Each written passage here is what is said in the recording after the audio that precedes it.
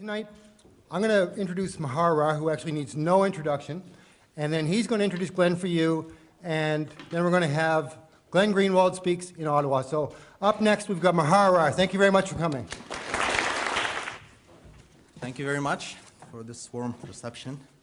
Good evening, everyone, and thank you all for coming. First, I would like to thank Bill Owen for inviting such an inspirational speaker to town. As far as I know, Ottawa is the only Canadian city that Glenn Greenwald is visiting on his speaking tour. On behalf of Ottawans, I would like to thank Glenn for accepting the invitation. Ottawa is honored to have him speak on such important topics such as secrecy, wars, and civil liberties. Those who have followed Glenn's writings know very well that he is no stranger to these kinds of topics. Glenn started his career as a constitutional and civil litigation lawyer in the US. After practicing at an established law firm, Glenn ventured into launching his own practice, during which he took on high-profile cases, all in the areas of constitutional law and civil rights. After practicing for over 11 years as a lawyer, Glenn decided to embark on a different kind of venture. He became a full-time blogger. On his personal blog named Unclaimed Territory, that was launched in 2005, Glenn wrote, and I quote here, "I was bored with litigating full-time, and I wanted to do other things, which I thought were more engaging and could make more of an impact, including political writing." In 2007, Glenn became a contributing writer for Salon.com, a prominent online American magazine where he still blogs almost on a daily basis. True to his words, Glenn's writings have been extremely engaging. With regards to impact, one only needs to read what the famous filmmaker and activist Michael Moore said about him, and I quote here, "The first thing I do when I turn on the computer in the morning is go to Glenn Greenwald's blog to see what he said. He is truly one of our greatest writers right now." It has also been said that the people at the White House carefully monitor Glenn's writings and impatiently await to read his blog post. Glenn authored 3 New York Times bestsellers.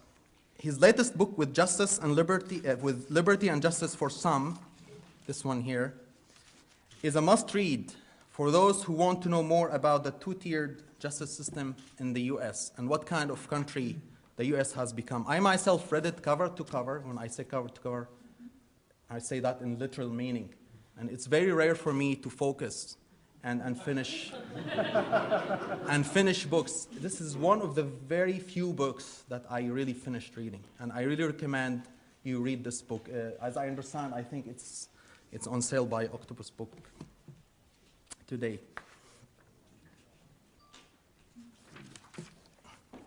I'm not finished yet. Some of his awards and accolades include the following. I don't have too much time to list all of them, but I'll just mention a few. Dan Amir of New York Magazine ranked Glenn as one of the top 40 most popular American political commentators. On January 22, 2009, Forbes magazine named Glenn as one of the 25 most influential liberals in the US media, even though Glenn does not describe himself as a liberal per se, but that's how at least the magazine put him. Prominent website Mediasite.com considers Glenn as one of the most influential print and online columnists in the US. If anything, these words attest to his growing influence on the political discourse in the United States. Before closing, I would like to share with you this comment that a Canadian from Vancouver wrote in reaction to the interview Glenn gave to Prism TV. "Glenn, I cannot thank you enough for fighting for truth and reason, often against groups of 2 or 3 whom are shoulder to knees with the state. Cover more about Canada. Our politicians are so corrupt, and it's so easy for them to just get away with it because, sadly, there is no Canadian Greenwald, Chomsky, Scahill, Hedges, or take your pick. You have a lot of readers in Vancouver, And if you find your way to lecture in Vancouver, well, please do so. And I say, Glenn, you have a lot of fans and readers in Ottawa as well. We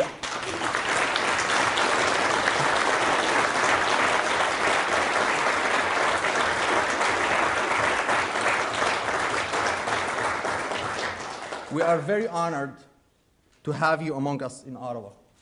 Please join me in welcoming Greenwald, which you already did.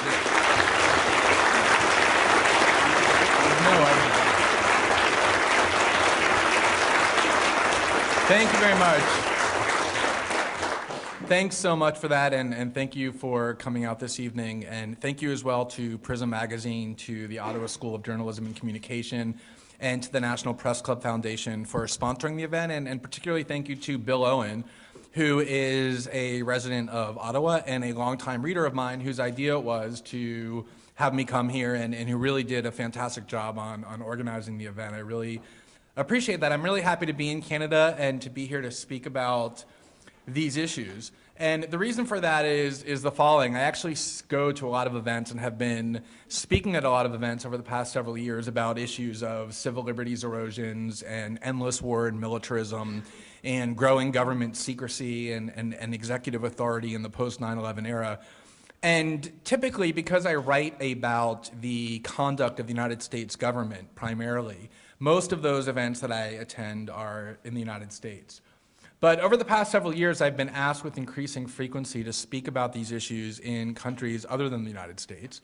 And I also have a very international readership. I think only something like 55 or 60% of the people who read me are located within the United States, and the rest are outside of the United States. And these facts used to be a little bit baffling to me. I had a hard time at first understanding why, given my focus on the policies and conduct of the US government, that was the case. And one of the things I've realized from going to different countries and speaking about these issues and becoming somewhat immersed in their political controversies and political disputes and speaking with people in those countries who work on these same issues is that there really is an extreme similarity in the dynamic of how these issues express themselves in what I would describe generally as Western countries, but more specifically in the United States and its predominantly English-speaking allies, by which I mean Britain, Australia, and Canada. And the similarity that I think there's a lot of ways that you could talk about these similarities, but the principal way that I would talk about it and think about it is that it is defined by this extremely glaring paradox. And that paradox is the following. The West really started to pay attention to the concept of what it considers to be terrorism, which essentially means violence committed by Muslims directed at the West. It really started to pay attention in a significant way to that issue and to its understanding of that problem with the September 11th attack on the United States. And it isn't very surprising, in fact, it's perfectly natural that in the immediate aftermath of that event, which was pretty traumatic for people, and not just in the United States, but in the West, who perceived that there was this newfound vulnerability, to react or even overreact in ways that they hadn't previously considered doing. So it made sense that in the immediate aftermath of 9/11, in the weeks and months and even say the first couple of years, that people were willing to vest more power in their government in exchange for promises of safety. And yet one would expect just naturally that as cultures and societies became increasingly removed from that traumatic event, we're now over a decade away from the 9/11 attacks, we're more than 6 years away from the subway bombings in London. Neither Australia nor Canada have ever had a serious terrorist attack perpetrated by Islamic radicals. You would think that as the threat and the perception of the threat subsided, that these policies would begin to recede and that the willingness of the populations to vest these extraordinary powers in their government would be reduced as well. And what has happened instead, and this is what I refer to as the paradox, and it's happened not only in the United States but also in its closest allies, is exactly the opposite. As we've gotten further away from the memory of the 9/11 attack, as the perception of the threat from Islamic radicalism and what we consider to be terrorism, as that perception diminishes, The claims that governments are making on increased power in the name of terrorism have actually been increasing, and they've been increasing radically and dramatically, especially as of late. So you see claims in the United States that the government has the power to do things like not just imprison people without due process or charges of any kind, but to target their own citizens for assassination. You see proposals pending by the British and Canadian governments to dramatically increase their ability to engage in surveillance on the internet. You see in Australia all kinds of measures to increase detention and surveillance authorities, all being justified in the name of this threat that has actually really diminished significantly over the past decade. And so this is what I mean by the similarity. The trends are very similar between the United States and other countries that express an interest in having these discussions.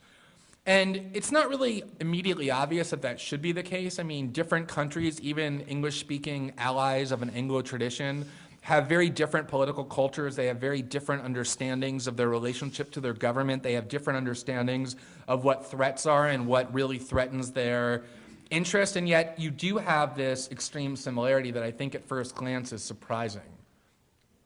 And I think it's really worth asking what it is that accounts for these similarities. Why is it that these countries of seemingly disparate political orientations are nonetheless progressing ever more aggressively on this route of empowering the government to detain and to surveil, to a belief in the virtues of militarism and endless war and an expanding national security state, to allowing government and political officials to operate behind an increasingly opaque wall of secrecy? What is it that accounts for this trend that really can be seen across cultural lines in a variety of countries that have sort of banded together in the wake of 9/11 in common cause?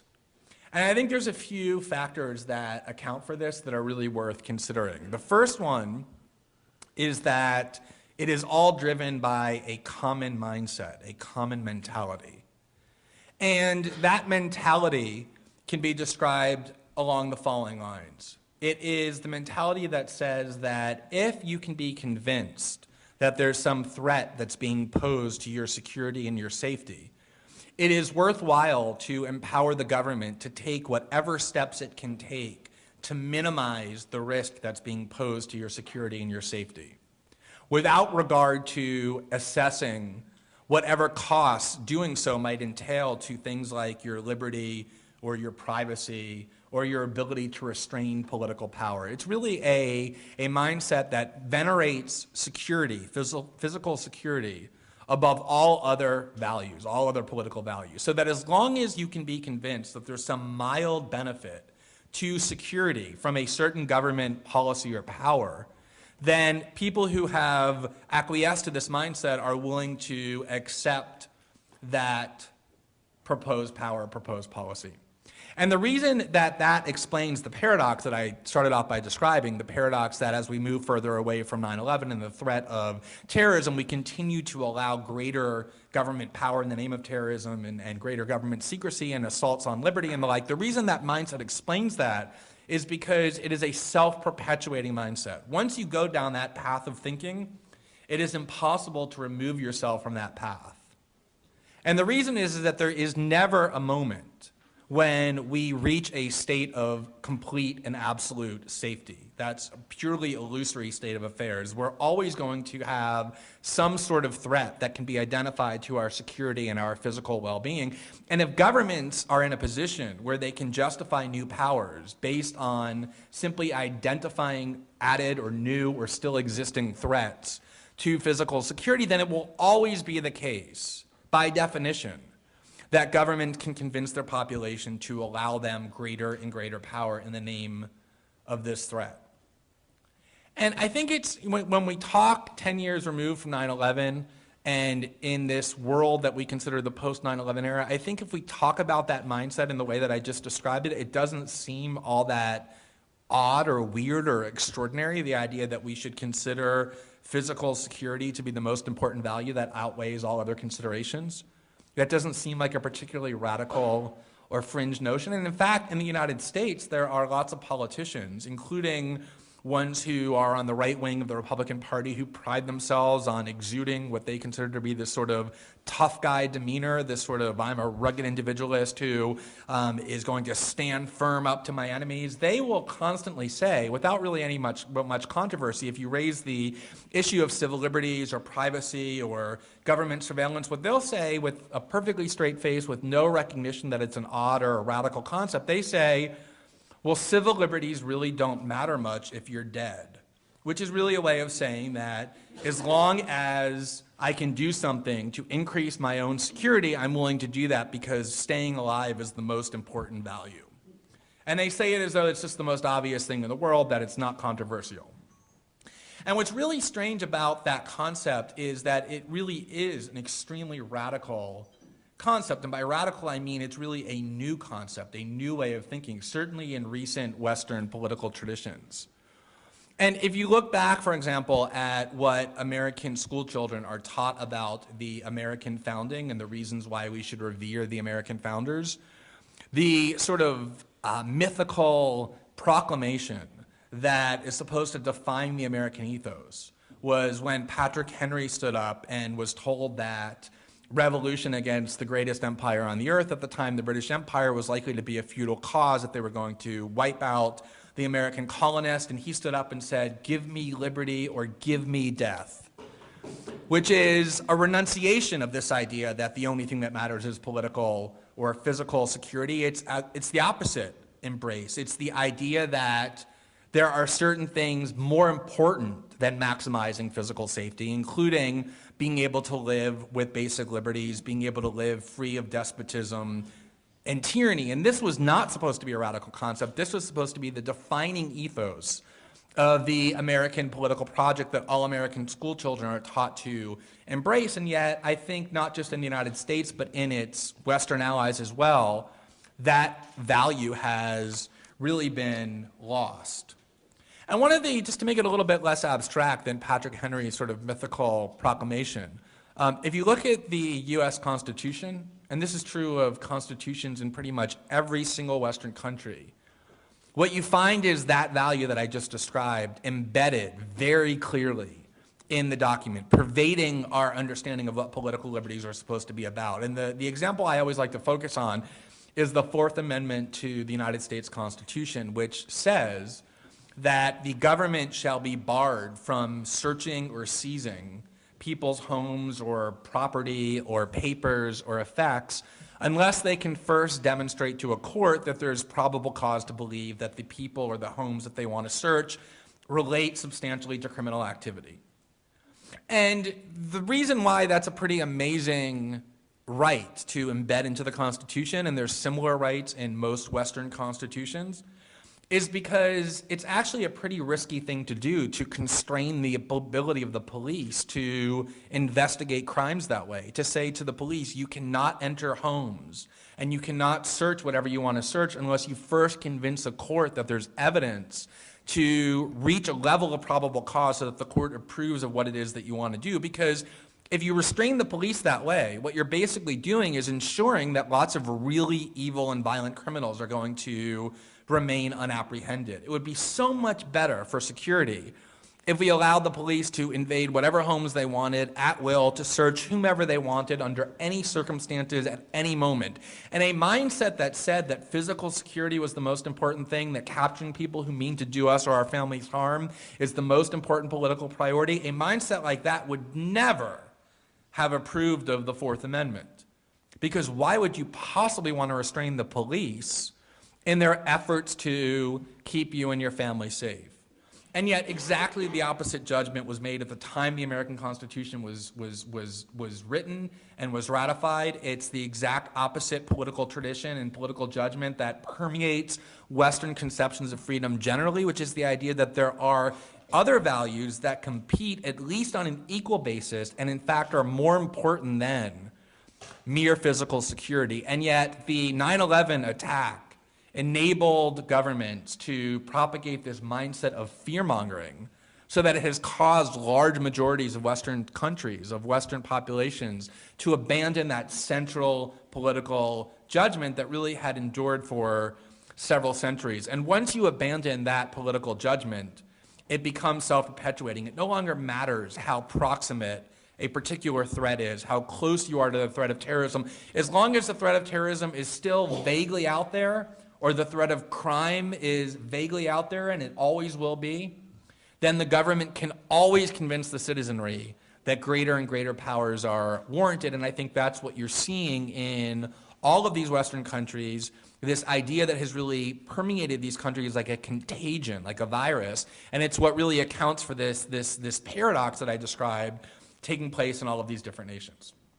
So that's one reason that I think accounts for that common trend among these different countries. A second reason is that these policies that all of these countries banded together to pursue in the wake of 9/11 in the name of terrorism, militarism, war, taking a militarized approach to the problem of terrorism, empowering the government domestically to monitor and surveil various populations and really the population as a whole, that gives rise to a very powerful industry, basically a national security state and a surveillance industry that essentially needs the continuation of these policies as the fuel that feeds it, even once the justification for those policies no longer exists. So you can look back, this is not a controversial conception. You can look back 50 years to the farewell address given by Dwight Eisenhower, who was a Republican,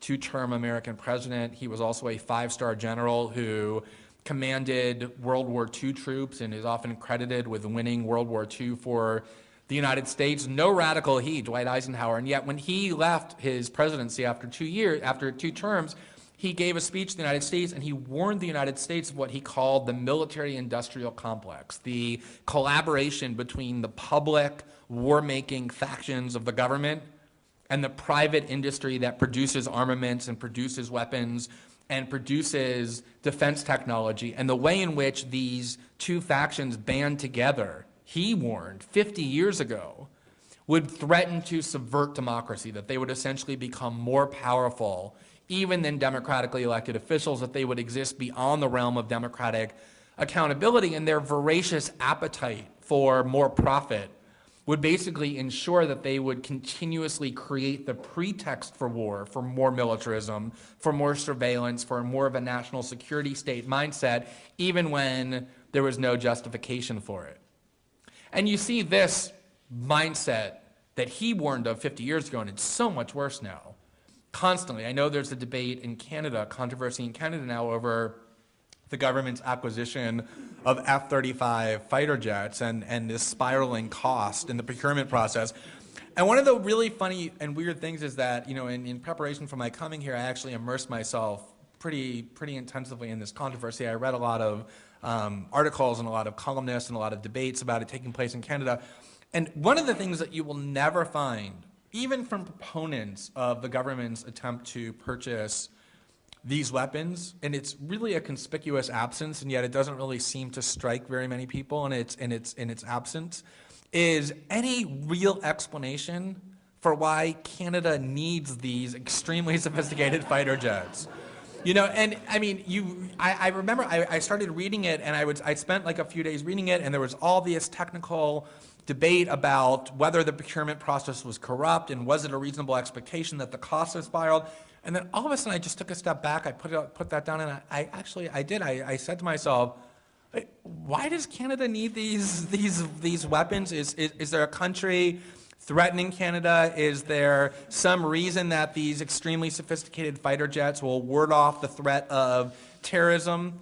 And the reason that explanation is lacking is because this machine of militarism marches on without any need for any real pretext or justification. There's some vague claims about how national security requires this purchase, but it really is a culture that drives policy, and it doesn't really need to give an explanation to the citizenry. And what's really most amazing about that is, I know just in the couple of days that I've been here, and then in the couple of weeks that preceded my arrival here when I was following Canadian debates, one of the things that you see in Canadian political discourse is something that you see in almost every Western political culture now, which is constant claims from the government and the political class that the country is burdened by extreme levels of debt, and that as a result, all kinds of government services need to be cut. Just listening to local television here in Ottawa, I heard all kinds of discussions about huge layoffs on the part of government agencies. There are all kinds of debates about what social services need to be cut, even though cutting these social services and laying off people will take money out of the economy at exactly the time that the economy is restricting. But there's this constant claim that there's huge economic pressures that compel the government to eliminate all luxury items and anything, including even necessities, and yet at the very same time, there's hundreds of billions of dollars being spent on weapons that the government plainly does not need. This is true in the United States.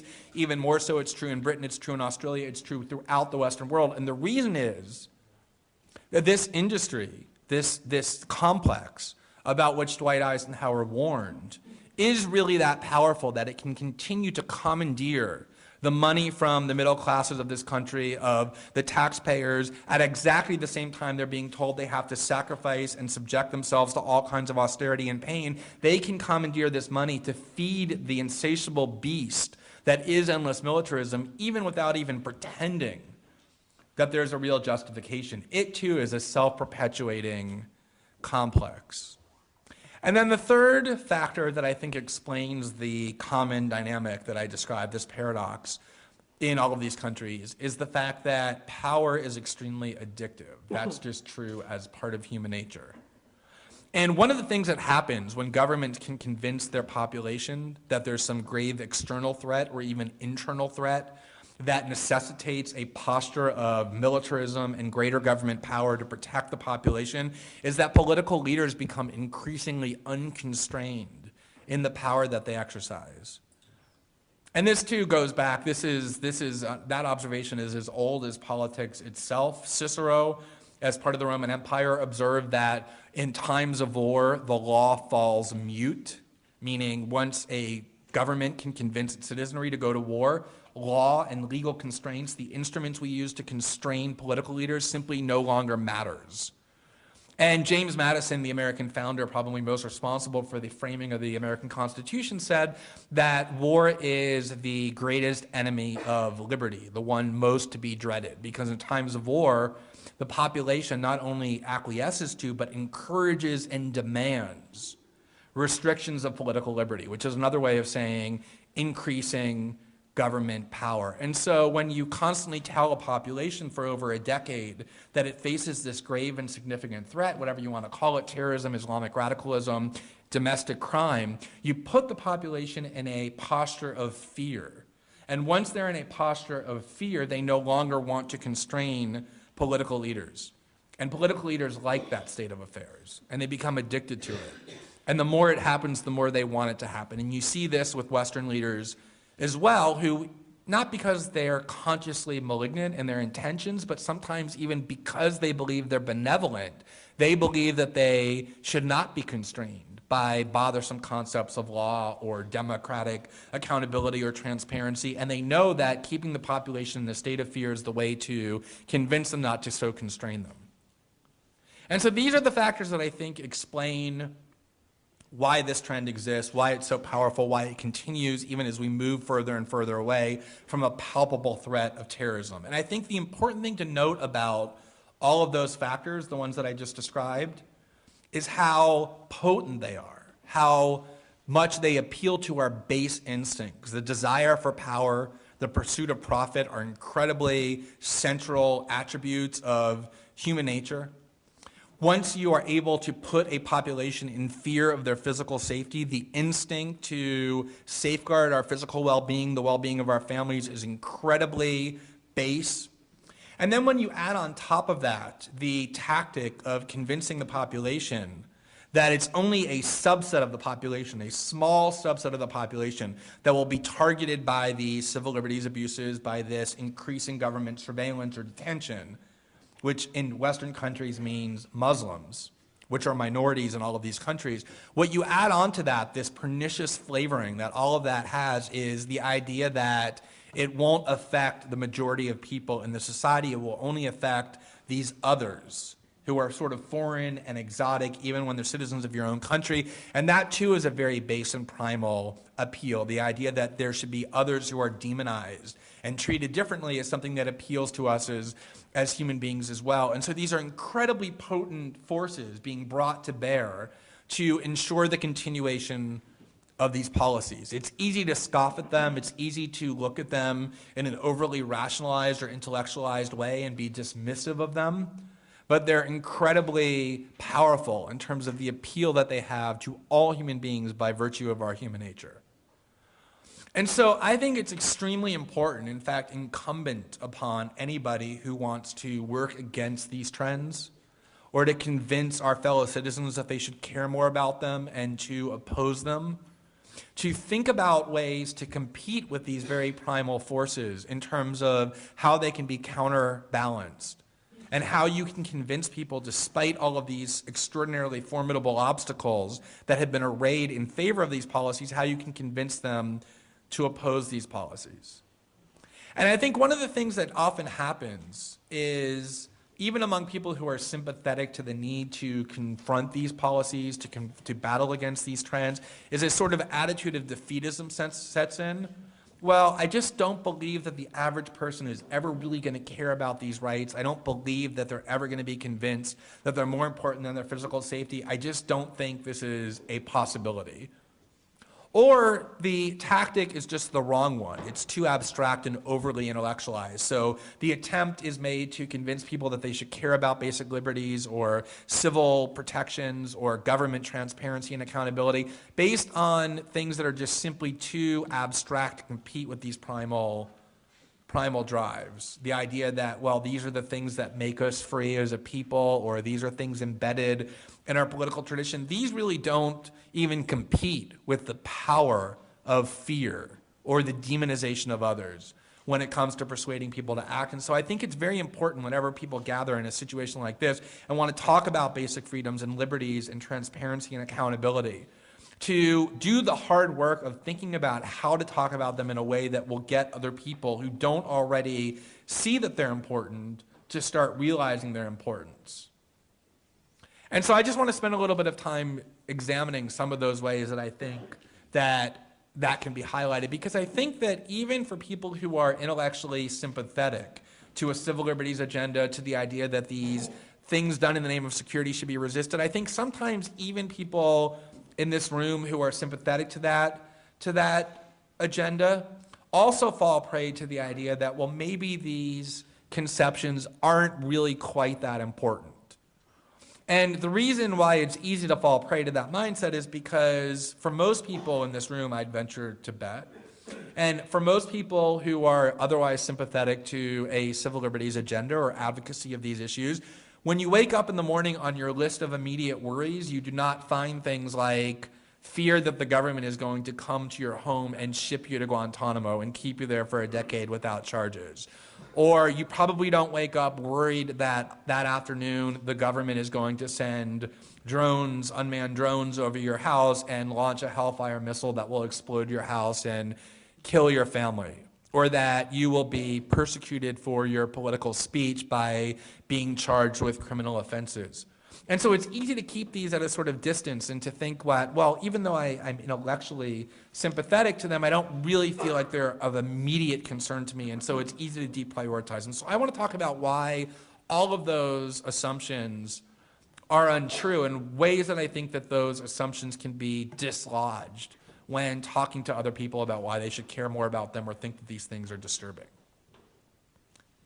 So the first point I want to talk about is the nature of what we even mean when we talk about these basic liberties. What does it mean that we refer to when we describe civil liberties or the assault on civil liberties or constitutional freedoms or the basic rights that in the Western tradition have come to define freedom? And really all that means, it's a pretty simple concept. All it really means is the limits and the lines that we've imposed on the government that they cannot cross under any circumstances, because we believe that to allow them to cross those lines is too dangerous and will inevitably lead to some form of tyranny.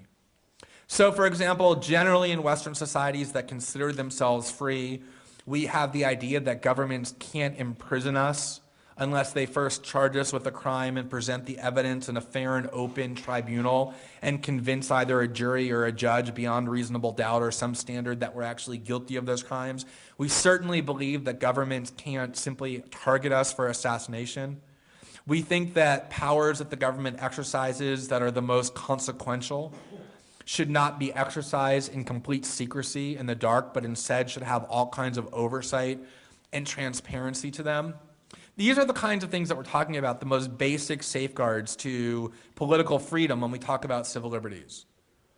And one of the ways that it's easy to convince the population to either accept and support assaults on those freedoms or to at least passively accept that they're going to happen is to convince people that they will not be affected, that only some minority group that probably deserves it in some way will be. That's what I was describing earlier by the way in which Western countries have been convinced that since most of these abuses are being applied to Muslims, and maybe even to Muslims who are sort of more religious, who seem a little bit more inclined to identify as Muslims rather than as Canadians or Americans or Brits, that specifically for those kinds of Muslims, that these are the groups of people to whom these abuses are being confined, and therefore I don't really need to care about them much.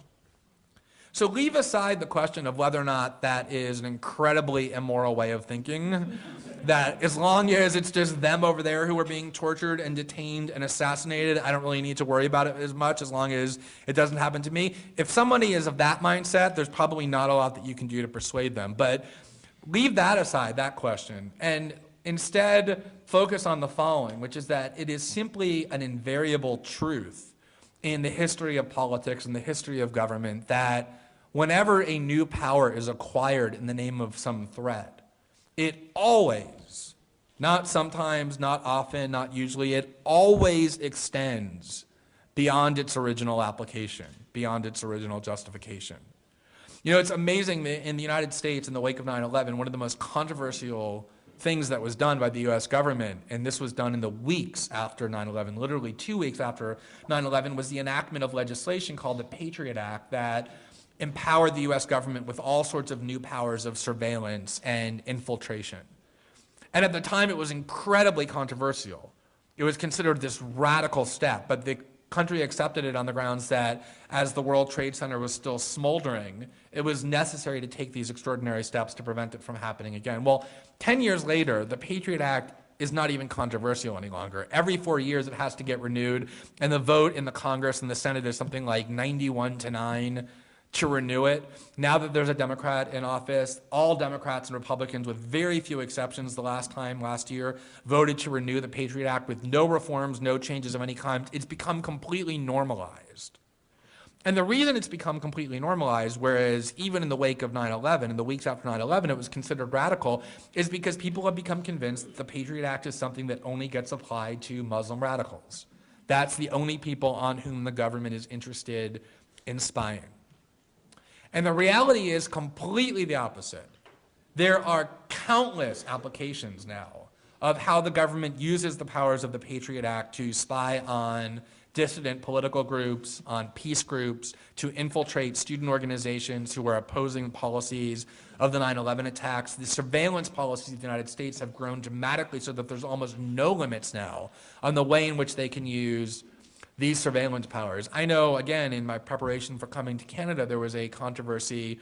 Some documents were obtained just in this week, I believe, where this federalized, national, centralized terrorist agency that is designed and was created to monitor threats of terrorism on Canadian soil basically got caught monitoring and infiltrating the Occupy movement that existed on Canadian soil on the grounds that they've now expanded their mandate so that any threats to Canadian national security, whether from Islamic terrorists wanting to blow up shopping centers to college students gathering together and peacefully assembling in a park in order to protest financial policies, is now within the purview of this agency, and its powers can be used every bit as much against them as they can against Muslims. I know there's controversies of the defense ministry here where powers of spying and surveillance have been used against political opponents of the defense ministry. This is always the way in which power is expanded.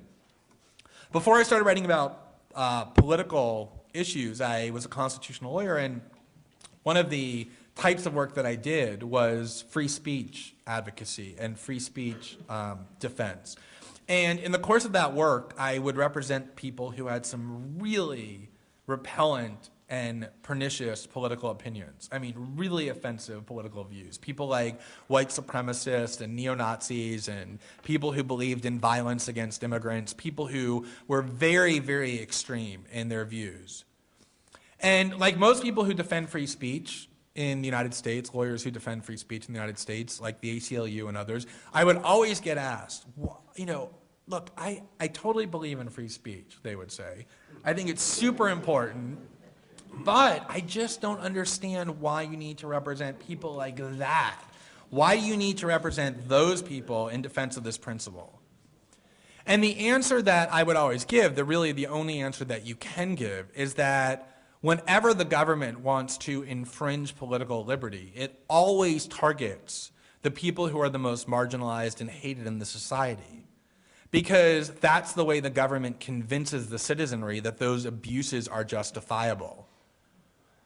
And the problem with it, with the attitude that, well, I'm going to allow government infringement of these rights as applied to those people over there because they kind of deserve it, is that once you allow that to take place, given your dislike for those people or your belief that they're sufficiently separated from you that it doesn't threaten you, those abuses become legitimized, they become institutionalized, and it then becomes impossible to argue against them any longer. There's a huge political controversy in the United States, or at least there's a political controversy in the United States, it's actually not huge, it should be, about the asserted power of President Obama to target American citizens for assassination, literally to sit in secret with no transparency, no accountability, and order American citizens killed, executed by the CIA without even bothering to charge them with a crime. And President Obama has not only asserted this power, he's exercised it when he targeted Anwar al-Awlaki, the US-born, US citizen Muslim preacher who was in Yemen for assassination. He was killed last December by a drone attack. And this is something that you see constantly, is the idea that, well, I'm comfortable having this power asserted because it's being applied to this extremist Muslim preacher who I kind of think probably deserves death. But there's no sense at all that if you allow the president this power, the power I think that is the most tyrannical power a government can exercise, the power to target one's own citizens for death without due process, that power eventually at some point, even if you think Barack Obama is this sophisticated and noble and magnanimous progressive constitutional scholar, at some point, as troubling as this is to a lot of people, he's going to leave office, and there's going to be somebody less noble and less magnanimous in office who will inherit that power. And for anyone who is comfortable with the assertion of that power now, none of those people will have standing to complain or object when that power is applied to people they think don't deserve to be executed without due process. That's always the nature of civil liberties abuses, is they always extend beyond their original application, and if you don't object at the first instance, then you're essentially enabling and aiding and abetting the institution of this policy. The second important reason why it's so imperative to oppose these policies, even if you think or can't perceive immediately why they don't affect you, is because the values that they destroy are incredibly significant. And once destroyed, the destruction is really irreversible. I think there's this sense, for example, among the younger generation that has grown up accustomed to internet usage. There's this sort of ethos in Silicon Valley and among the internet generation that privacy is not really that important, that privacy doesn't really have significant value, and there's a generalized sense that the government has inculcated that privacy is not something that you should value unless you're doing something wrong. If you're not doing something wrong, if you're not engaged in wrongdoing, why do you care if the government knows what you're doing, keeps track of what you're doing, has files on you to record what it is you're doing? This is something that you would only care about if you're actually engaged in wrongdoing. And the extent to which we've allowed privacy to be destroyed in the name of surveillance is almost impossible to overstate. It really is the case that there's very little that you can do on the internet, which is where most of our intellectual and mental life occurs now, without serious and permanent detection on the part of the government and private corporations. And it's difficult sometimes to convince people why privacy is critically important, but one of the ways that you can convince people that they should care about it is you can look to the 1984 novel by George Orwell, in which he imagined this dystopia where no privacy exists and there were monitors by Big Brother in every single crevice of one's home, so that there was literally nothing that you did that was beyond the reach of government monitoring. Most people would be instinctively averse to that sort of constant surveillance, even if they can't really explain why. And the reason is because privacy is also an important part of our human nature. We need privacy, even though we're social creatures, because privacy is the place where creativity flourishes, where we can experiment with different kinds of thought, where we can challenge and defy convention and orthodoxy. It's the place where you can experiment about who you are and what type of person you want to be and what type of person you want to become, how you express yourself, how you can find your own path and deviate from the norm. Only the private realm enables that, because when you're constantly being watched by judgmental eyes, there is a sense that you need to conform. That's what it's designed to do. And so the loss of privacy, although it's difficult to convey why, is an incredibly destructive trend for us to permit. And to be a little bit more concrete about it, in terms of the internet, the value of the internet, the political value of the internet, depends almost entirely on the ability of citizens to engage in activism and to communicate with one another with anonymity and with privacy. The Western world was almost unanimous in cheering the developments of the Arab Spring last year, the ability of citizens in incredibly oppressed countries to band together and to communicate with one another and challenge some of the world's most entrenched despots. And yet one of the reasons why they were able to do that is because, there are lots of reasons, but one reason is because the internet finally fulfilled its promise as this democratizing technology to allow even populations that had been purposely deprived to band together and communicate with one another in a way that turned them into a very powerful force. And the only way that that was allowed, the only reason that happened, was because they were able to do so without fear of constant government monitoring and constant government detection. That's the reason that almost every Western society is seeking to engage in full-scale surveillance of the internet, because they know that if they can ruin the ability to use the internet with privacy and anonymity, then it will really gut the value of that technology to challenge those in power. That's an incredibly important attribute of the internet that is under constant attack. And I think it's not all that difficult if you look at the way in which the internet has been used successfully to understand why it's important to resist that. The last point I want to make, and then we'll have time for a good substantial question and answer session, is what I think is probably the most significant harm from allowing these erosions to take place, even if you think they're not directly affecting you, and yet it's probably the most difficult to convey. But I've spent a lot of time thinking about it, a lot of time writing about this point.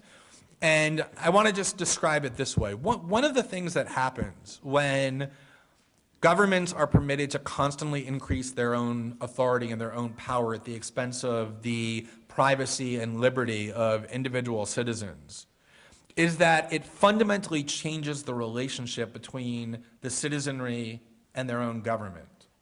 And more specifically, it does that by creating a climate of fear that radically alters the behavior and the sense of possibility that people in a certain society have. And I just want to tell a little personal anecdote about when that really became crystallized for me and how that kind of moved beyond the realm of the abstract into the very concrete. I have spent a lot of time over the past couple of years writing about WikiLeaks. And I write almost always in defense of that group and the whistleblowing and sort of explosions in the wall of secrecy behind which governments operate that they've been able to effectuate. And I remember the first time that I wrote about WikiLeaks was in January of 2010. And this was before very many people had heard about WikiLeaks. I hadn't heard about them at all. It was before they really did any of their news-making releases. It was before even they posted the video of the helicopters in Baghdad shooting Reuters journalists and unarmed civilians. It was before they really had done much in the way of big news-making at all, at least in the United States. And the way that I had learned about WikiLeaks was that there was a top-secret report prepared by the Pentagon in 2008. And this top-secret report decreed WikiLeaks to be an enemy of the state. And it talked about ways that the Pentagon wanted to go about destroying WikiLeaks and undermining their efficacy. It talked about fabricating documents and submitting them so that once WikiLeaks published them, they would publish false documents and their credibility would be destroyed. It talked about uncovering the identity of their sources so that nobody would feel safe leaking anymore to WikiLeaks. It was a very elaborate plan prepared by the Pentagon as to how they would destroy this enemy of the state, and it was marked top secret. Ironically, this report got leaked to WikiLeaks, which published it on its website, the report in full, the top secret report.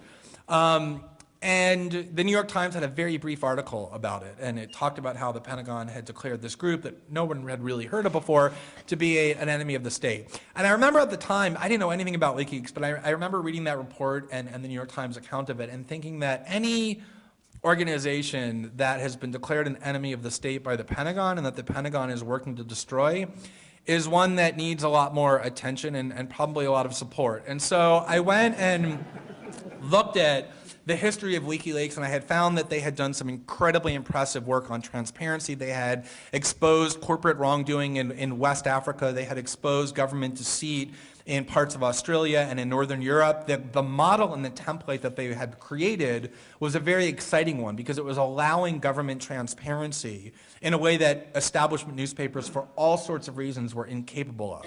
And because I view pervasive government secrecy as the linchpin of all the abuses that we've been talking about, and transparency and sunlight as the ultimate weapon against them, I was very enthused by the promise of this organization. And I wrote a long article highlighting their successes and the promise that I thought they held, and I interviewed Julian Assange, and I published the interview with this article I wrote. And at the end of the piece that I wrote, I encouraged people who were also supportive of their work to donate money to the organization because they were facing budgetary constraints that were preventing them from processing a lot of the leaks that they were sitting on, including the ones that ultimately made such news. And I included some links to their PayPal account and some information about how to wire money to their account as well. And this is something I periodically do. I encourage readers to donate money to organizations or causes that I think are constructive. And in response to my writing that, I had hundreds of people, definitely dozens, probably hundreds, in all different venues, in the comment section to the article I had written, by email, at events like this, come up to me and basically say the same thing, which is something along the following lines. They would say, look, I agree with you about the great promise that WikiLeaks holds. You've convinced me that this is an organization that merits a lot of support. But I'm actually afraid that if I donate money to them digitally through PayPal or wiring money to their bank account, that I'm actually going to end up on some government list somewhere. Or worse, that I, at some point, if WikiLeaks in the future is declared by the US government to be a terrorist organization, I could actually be prosecuted for materially supporting a terrorist group. And these are not people prone to paranoia or conspiracy. These were very well-grounded, rational, reasoned people who were expressing to me this fear that I hadn't previously considered, but given how many people had been expressing it, these were American citizens largely, really amazed me. And it was actually pretty jarring and eye-opening. And the reason is that WikiLeaks is an organization that had never been, in fact, they have never been to this day, charged with, let alone convicted of, any crime of any kind, nor could they be, since they're engaged in the art of pure journalism, what media outlets around the world do, which is receive government secrets from people who are in government and then publish those secrets to inform citizens about what governments and corporate factions are doing. And yet here were countless people petrified of asserting their most basic First Amendment rights of free speech and free assembly and free petition, which is what donating money to a political organization whose cause you support is. They were petrified of exercising their own constitutional rights. They didn't need to be threatened with police invasions of their home or arrest if they did it. They didn't need a law to abolish free speech. The climate of fear that has been created was sufficient to get them on their own to voluntarily relinquish the exercise of their own rights. And you can offer all the rights in the world on a piece of paper or a piece of parchment that you want, but if you put the citizenry into a position of fear about exercising those rights become worthless. And the reason they were afraid of exercising those rights is because they've watched their own government over the past decade demonstrate repeatedly that they are willing to cross not some lines that we've imposed on how they can exercise their power, but every line without any consequence and without any recrimination. And there's just one other personal anecdote that I want to share to just bolster that point and to underscore and highlight what I mean. In addition to WikiLeaks, I also spent a lot of time, and still spend a lot of time, writing about the case of Bradley Manning, the Army private who is accused of being the principal leaker to WikiLeaks of those newsworthy leaks. And in December of 2000, or in June of 2010, in December of 2010, I wrote an article detailing the ways in which he was being confined in extremely oppressive and inhumane conditions. Ones that the UN just recently, the top torture investigator at the UN last month concluded was both inhumane and cruel. That he was subjected to extreme, protracted, solitary confinement, was harassed in all these sadistic ways, ones that the US government itself has characterized as torture when done by other countries, that studies show result in possibly permanent, psychologically crippling afflictions. And one of the things that was so baffling to me about what was being done, and a lot of people asked me this question as well, which is why would the Obama administration want to subject him to this level of mistreatment? It actually seems counterproductive. Because for one thing, it makes prosecution more difficult, because if you drive a prisoner into insanity through the treatment to which you subject him, you cannot convict him. It also means that any statements that he makes while in custody that are incriminating can be subject to challenge, that he only made them because he was being coerced by the conditions. It also created sympathy for him and turned him into a martyr among people who were otherwise unsympathetic to those leaks. In fact, President Obama's State Department spokesman, P.J. Crowley, denounced the treatment as stupid and counterproductive and then was forced to resign. It really elevated the controversy around Bradley Manning, created lots of sympathy for him, so it was hard to figure out why they'd want to do it. It seemed counterproductive, contrary to their own interests. And after spending some time being asked this a lot and actually asking myself it a lot, why would they want to do this, the thing that I realized is that the reason that Bradley Manning was put into those conditions and treated with such cruelty and inhumane barbarism is the same reason that the US government abducted hundreds of people and shipped them thousands of miles away to a Caribbean island and dressed them in orange jumpsuits and shackles and showed the world that. It's the same reason that the US government bombs people at will and blows up huge numbers of families and civilians and innocent people all the time, knowing that it's going to do that and yet continues to do it. It's a way of expressing to the world, especially to anybody who might challenge US government power and policy and authority, that if you want to challenge what we're doing, if you are a would-be whistleblower who discovers things that we've done corruptly in secret and wants to expose it to the world, think about it twice and look at what we've done to Bradley Manning without any limit. Or if you're somebody who wants to resist US government invasions or occupations, look at what we've done to Guantanamo prisoners or to people around the world that we've abducted and detained and rendered for torture. And we've done all of this without consequence because there are no lines that we won't cross and that we can't cross at will. It's a way of conveying to the population that you should be in a posture of fear when it comes to thinking about challenging what we're doing. That's the motive for it, it's the effect of it, and the ultimate outcome. And I think that it's very difficult sometimes to convince people that that really is the case, that a climate of fear has arisen, because typically people consider climates of fear to be something that exist in other countries, those bad tyrannies over there. And the way that populations get convinced to view themselves as free, even when they're not, is that people are very willing to delude themselves. It's not a fun thing to realize that there are certain liberties that you've always thought you had and taken for granted that you actually can't exercise without punishment. And so people convince themselves, well, actually those aren't things that I want to do. I don't actually want to meaningfully challenge the government. I don't want to oppose government policy in any meaningful way. I don't want to go and join the Occupy movement. I'm not doing it because I'm afraid to. I'm doing it because I don't want to. And so there is nothing that I want to do that I'm restrained from doing, and therefore, by definition, I'm free. The socialist activist Rosa Luxemburg put it this way. She said, "He who does not move does not notice his own chains." He who does not move does not notice his own chains.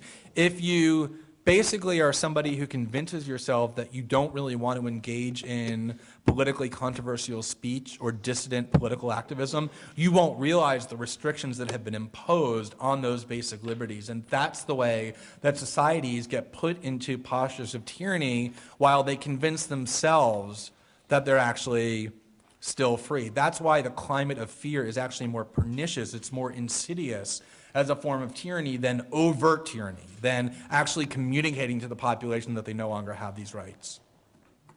So those are the ways that I think it's possible to convey to people why they ought to care about these kind of trends in a concrete way. And the last point I want to make is, it's very easy to gather in a place like this and to spend an hour and a half or so talking about these not very sunshiny developments.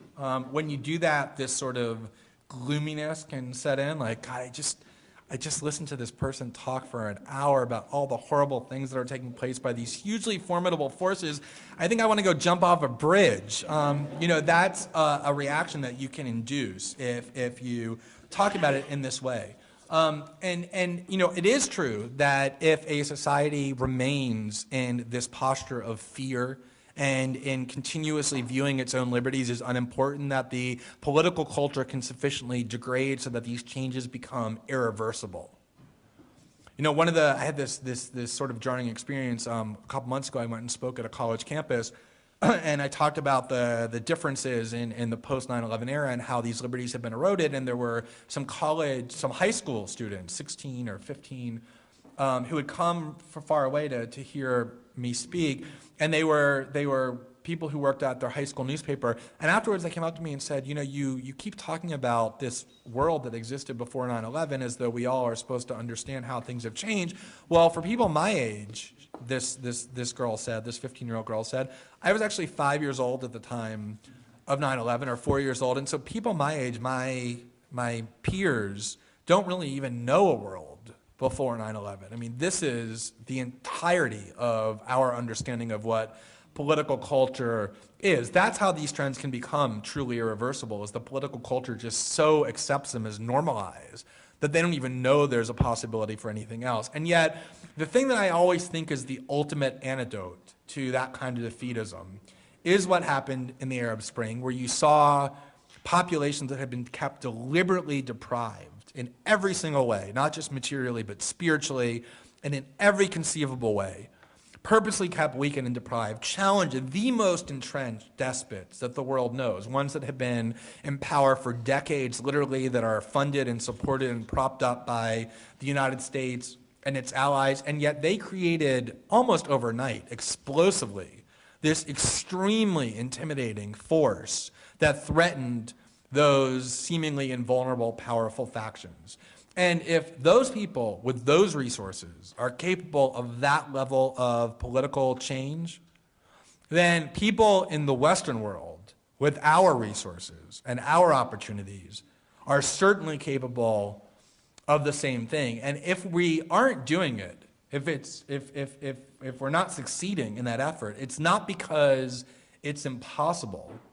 It's simply because we just haven't figured out the right way to do it. And what I look to do when I get up in the morning and I write and I come to places like this and gather with people, and I presume what you look to do by virtue of the fact that you're here, is to find the right way to communicate to our fellow citizens that this cause is urgent and to figure out the best way to do it.